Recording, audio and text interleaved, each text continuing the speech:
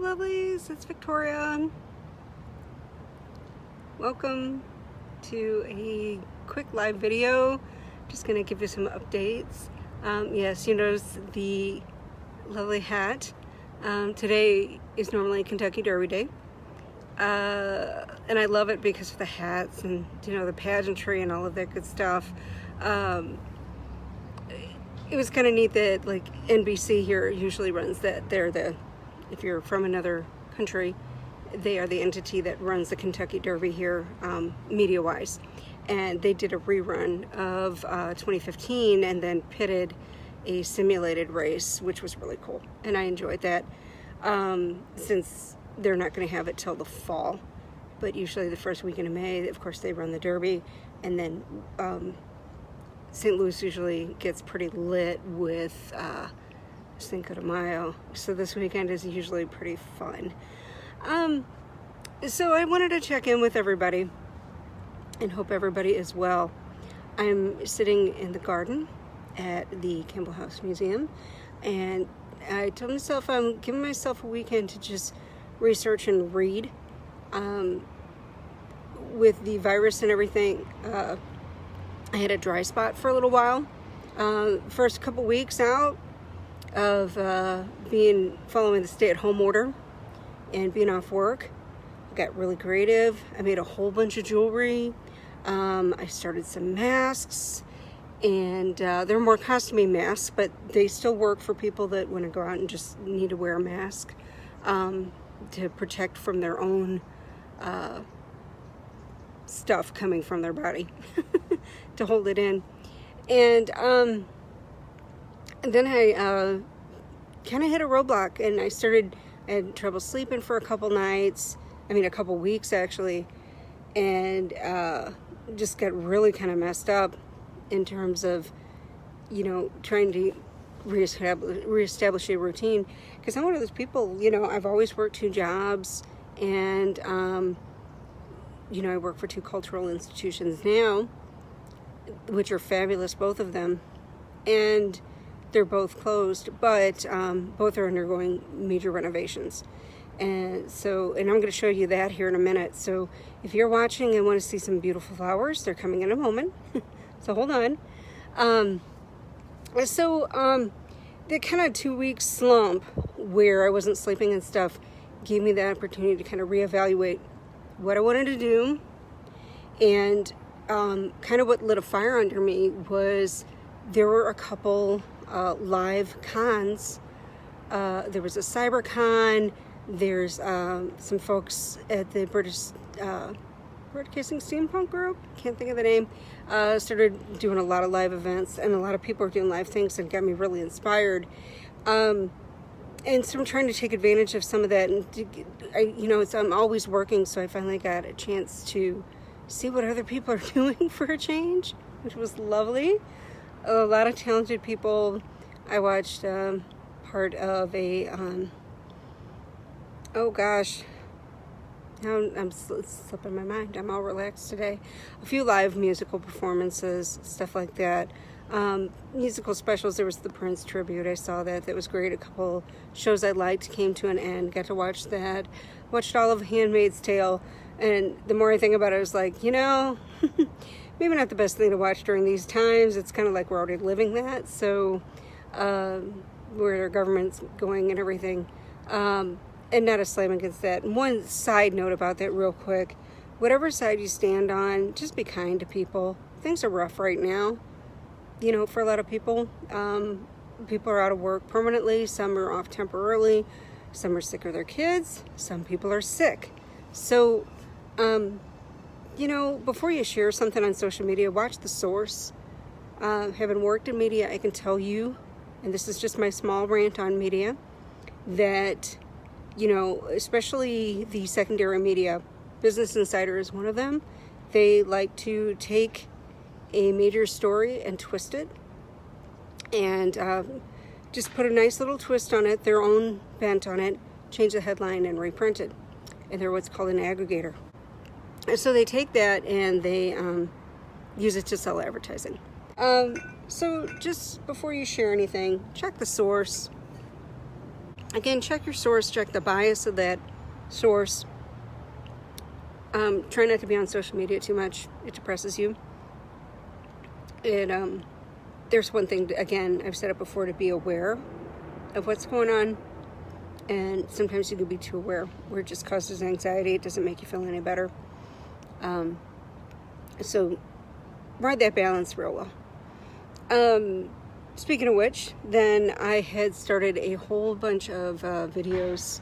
I started a bunch of meditation videos, and I've got 3 of them out there. But with the construction, there were times of days when I was available to do them, but then there was construction noise, and I didn't want it in the background. So I'm going to try and get to reworking those. And speaking of reworking, so the exciting thing is things are finally coming to fruition. I'd hoped to be wide with all of my books by now.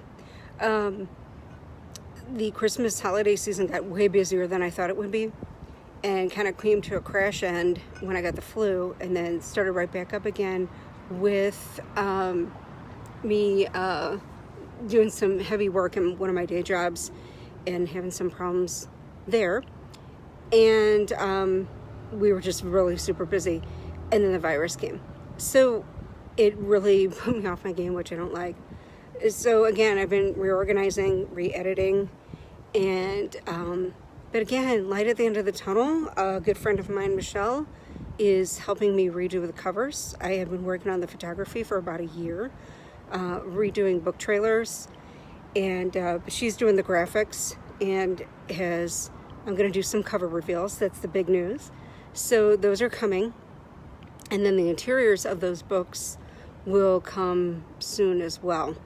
That's taking more time because I've researched a few editors that I want to work with and reading what they've edited to see if I'm going to like their style, because I really don't want to go back and forth again. It's just been a pain. I want somebody to do it all.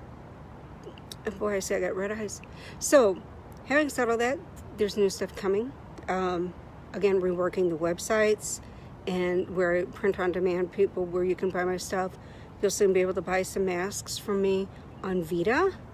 And there's a few other places. And that is all in the works, and I hope to have that up by the end of this coming week.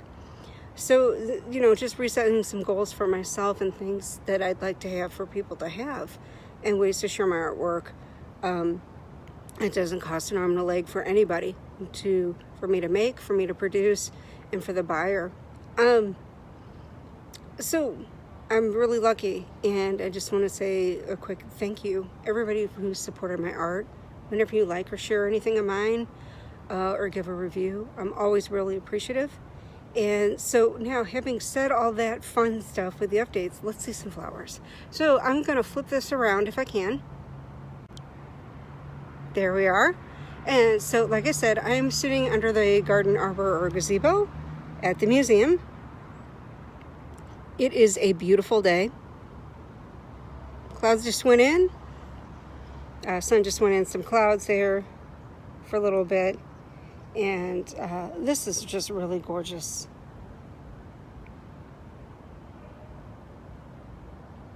Beautiful greenery. I'm gonna come up here.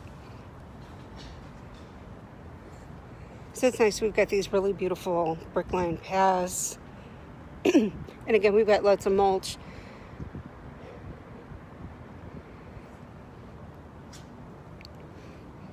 Some irises coming up over here. If we're lucky, maybe one of the baby bunnies will pop out.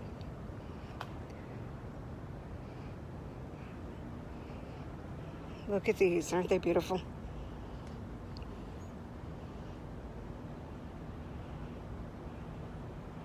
And I see the ants on these beauties here. And the ants actually, for those who don't know anything about gardening, the ants have a symbiotic relationship. Can you see them crawling all over there? So what the ants do, in case you're curious, is they eat off the external leaves of the bud so that these will bloom. All right. More flowers. Heading over to the herb garden here. Got some rosemary. Look at these lavender plants. They're like out of control beautiful. And they're starting to bloom. Look at those flowers. I need to kind of pin those up. And we have some mint right there. And some more lavender flowers. Got to cut up back some of that sage. Isn't that sage beautiful? And boy, the ivory is really getting invasive. Well, looks like I'll be doing some gardening. Hopefully this mostly is provided by the St. Louis Herb Society. So coming around this way, going to the front yard. Hostas are coming up. And we got a few different varieties. Real pretty.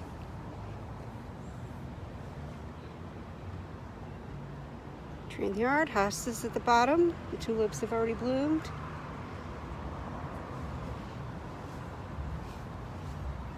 A couple of the other trees, lots of ivy. Great places to sit.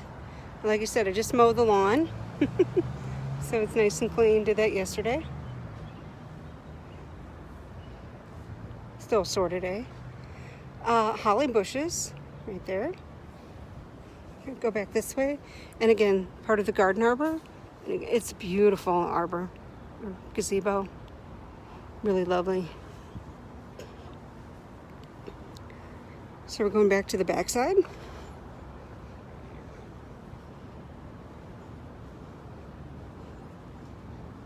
Mulch. And now, so then you're going to see the construction we got going on. There was a building there for about 30-40 years that was servants' quarters, and then it was a parking lot for like another 40-50 years. And that will be the new gift shop and multi-purpose educational display rental place on the top. So we're pretty excited about that here at the museum. And there's Casa de Countess. Live upstairs on the second floor. Really lovely space. And again, I feel really super blessed to live in this wonderful space. I mean, look at the flowers. Look at all of this. Incredible. Like I said, the tulips came up and now the irises are coming up and the hostas.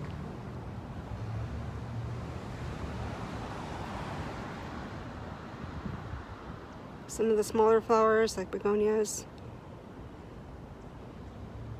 Just really lovely. What you see behind that orange fencing is the rose garden. And in about 2 weeks, they're going to have most of that brickwork done on that side of the building, and they're going to be able to fill in, and the rose garden will be back up in business again. Let's take a look at the outside of the house, and they've just done a whole bunch of cleaning recently on the arbor, paint. Again, that's where you're going to see a lot of tools and stuff around and out. We've been cleaning, and hopefully getting ready to reopen. It's going to be interesting. We don't know exactly how that's going to happen just yet, but it's happening. And we will have a new elevator by fall. So this is the path alongside the house. Again, flowers, beautiful. Other side from this angle.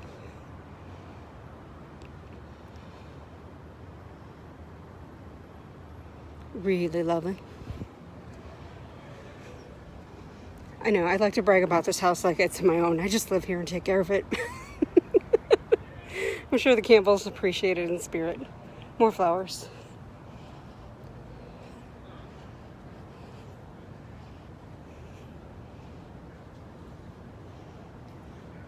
And they said a chance of rain today, so I wonder if we're going to get some. It's feeling a little humid. It's actually very, very warm today. Got up in the upper 80s Fahrenheit. Some of the beautiful ironwork. Nice iron pot. Oh, and there's Mama Rabbit. Let's see if I can zoom in. No, it won't let me zoom in. But she's been hanging around. I don't know if you can see her. See those ears above that cement block there. This building next door to us is going to be a boutique hotel. It's kind of frozen in time right now, like everything else because of the virus. Oh, Rabbit, she's so nervous. I'm going to move along this way and scare her. She's kicking up her tail. There she goes. And the other side, there's the elevator. Pretty nifty.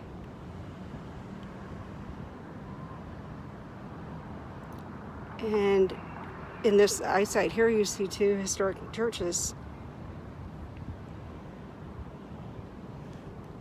So that's just a quick little tour of the grounds. A lot of you guys have seen this before. I just like to share it again, especially if I'm giving updates. So again, watch this space. I've got revised book covers and interiors. Revised books, really, 100% coming soon. And again, going wide. So there's one short story that's available everywhere. Kobo, Google Books, iBooks. The first of the Vampire's Little Black Book series is everywhere now. And the other stories are going to follow shortly. And then, of course, all the steampunk books. The steampunk books, of course, take longer because they're books. Some are just novellas. Some are outright like sagas. So,